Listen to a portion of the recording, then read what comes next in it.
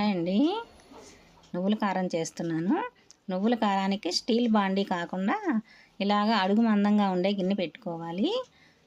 చక్కగా ఫ్రై చేసుకోవాలి. సిమ్లో పెట్టుకొని మంచి స్మెల్ వస్తుంది అనమాట. ఫ్రై చేసేటప్పుడే తెలుస్తుంది మనకి ఫ్రై అయినట్టు.